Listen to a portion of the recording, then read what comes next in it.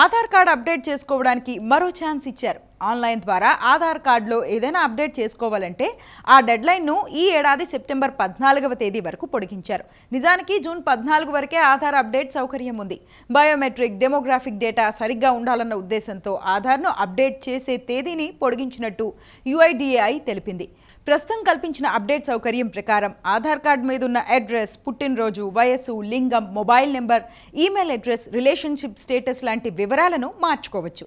అయితే ఆన్లైన్లో జరిగే ఆధార్ అప్డేట్లో ఐరిస్ స్కాన్లు, ఫింగర్ ప్రింట్స్, ఫేషియల్ ఫోటోగ్రాఫ్లను మార్చడం కుదరదు.